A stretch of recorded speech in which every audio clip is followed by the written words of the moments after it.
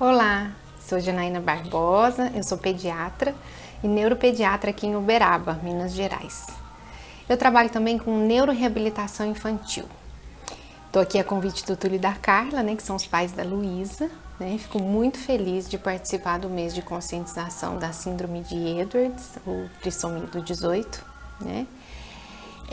Vi aqui no Instagram que alguns dias atrás tivemos a oportunidade de ouvir as explicações do Dr. Natanael, que também é neuropediatra, em relação às malformações e alterações neurológicas que são descritas na síndrome de Edwards. Então eu venho aqui propor um outro olhar da neurologia, e um outro olhar meu como pediatra, como médica. O sistema nervoso central, principalmente o sistema nervoso central humano, ele é um sistema muito complexo, no meu olhar, um sistema fantástico. A medicina vem tentando compreendê-lo há anos e anos, e ainda temos muito a aprender. É um dos sistemas que está mais em desenvolvimento, conhecimento atualmente. E eu, particularmente, o que acho mais fascinante nesse sistema é a sua capacidade de adaptação, a plasticidade neuronal, que nós conhecemos, que é uma capacidade do sistema nervoso de se adaptar, de se moldar diante de uma nova experiência. Existe uma mudança tanto estrutural quanto funcional, e ele se adapta ao que as situações em que ele é exposto. E é nessa capacidade que nós depositamos grande parte das nossas expectativas dentro da neuroreabilitação infantil.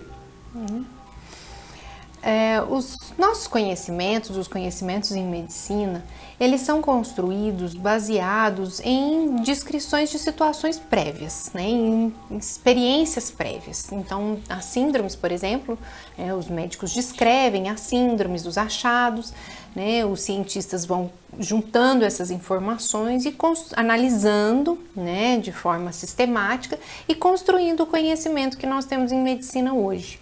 E assim a gente construiu o que a gente chama hoje de medicina baseada em evidência, que é o que temos de mais seguro hoje em dia.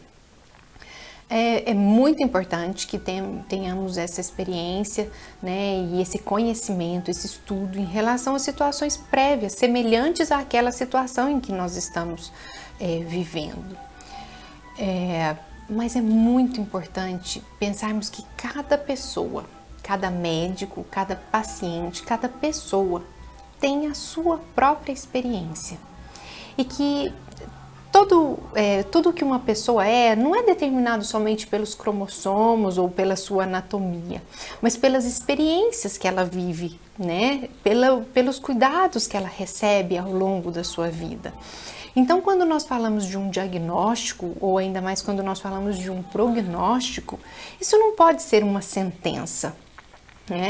Isso deve ser apenas um norte, para que toda a equipe multidisciplinar e a própria família possa, daí em diante, traçar suas próprias estratégias e adaptar a vida daquela criança. Atualmente,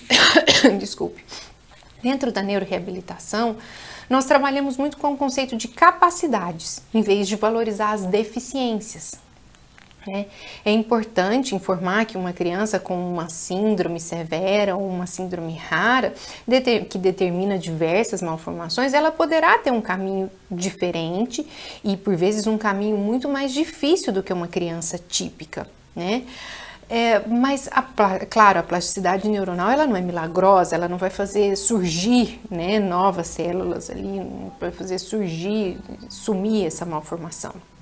Mas é muito importante a gente analisar, a gente saber valorizar quais são as capacidades daquela criança. A Luísa, ela tinha uma capacidade no olhar fantástica, principalmente com os pais, ela conseguia expressar cada sentimento dela através do olhar.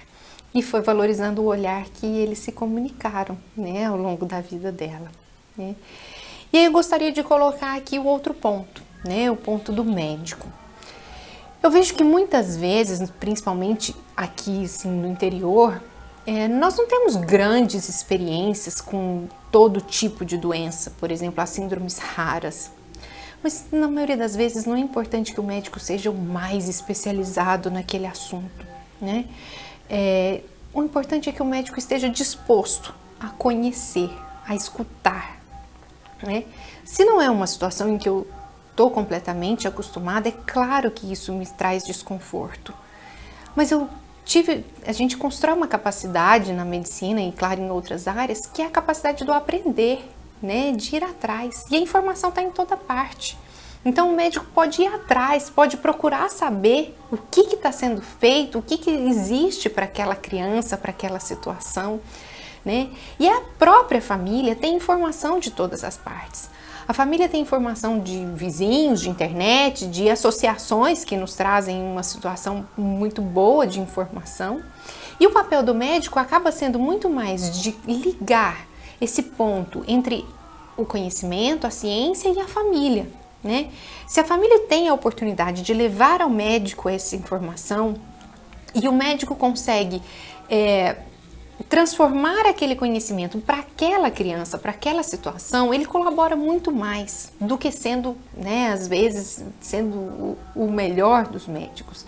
Né? Por exemplo, se nós temos um tratamento milagroso a quilômetros de distância e com um preço exorbitante e aquela não é a realidade daquela família, isso não vai fazer sentido naquele momento.